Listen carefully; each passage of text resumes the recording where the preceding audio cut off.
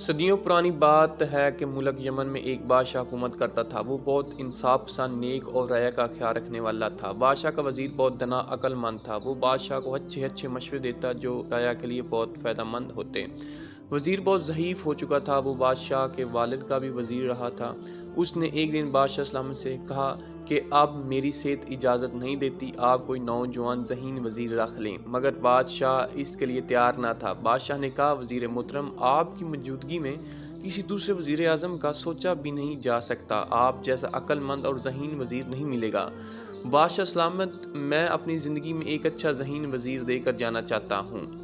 آپ رعیہ میں اعلان کرا دیں، میں ان کا امتحان لوں گا اور کامیاب ہونے والے کو وزیر رکھ لیں۔ بس بادشاہ اعلان کروا دیا کہ بادشاہ کو ایک نوجوان ذہین وزیر کی ضرورت ہے۔ ملک بھر سے درجنوں افراد دربار پہنچ گئے۔ وزیر نے ہر شخص کو 3 دینار دیتے ہوئے کہا، وہ سوالوں کے جواب چاہیے، اگر جواب مل جائیں تو دربار میں آ جائیں، ورنہ آنے کی زحمت نہ کریں۔ انسانی زندگی میں خون کا اثر زیادہ ہوتا ہے یا صحبت کا؟ دوسرا سوال، اب ہے تب ہوگا، نہ اب ہے نہ تب ہوگا۔ دونوں سوال سن کر سبھی اپنے اپنے علاقوں میں چلے گئے۔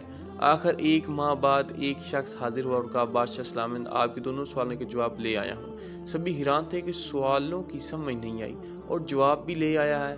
اس نے کہا، پہلے سوال کا جواب صبح دوں گا اور دوسرے سوال کا جواب یہ ہے، یہ لیں 1 دینار کا پنیر لے آیا ہوں، لیں اس کی مٹھاس چکھیں۔ یہ اب ہے 1 دینار مسجد میں دے دیں، اس کا ثواب تب ہوگا جب آپ وفات پا جائیں گے۔ اور تیسرا دینار ایک شعبدہ باز کو دے دیتے ہیں، نہ فائدہ اب ہے اور نہ مرنے کے بعد تب ہوگا۔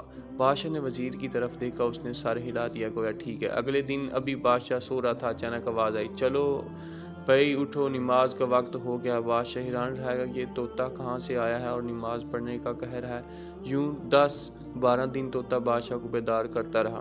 بادشاہ کو اچھا لگنے لگا۔ ایک دن اچانک آواز آئی، اٹھو ہڈ حراموں، طبلہ بجاؤ، سرنگی بجاؤ، چلو اٹھو ہڈ حراموں، طبلہ۔ بادشاہ کو بہت غصہ آیا کہ طوطے نے کیا حرکت کی ہے۔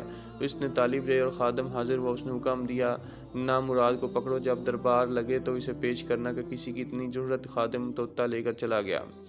جب دربار لگا، بادشاہ نے حکم دیا، طوطے کو یہ الفاظ کس نے سکھائے؟ پہلے نماز کا کہتا تھا، اب طبلہ سرنگی کا کہہ رہا ہے۔ وہی نوجوان اٹھا، اس نے سر جھکاتے ہوئے کہا، بادشاہ سلامت، یہ آپ کے لیے پہلے سوال کا جواب ہے۔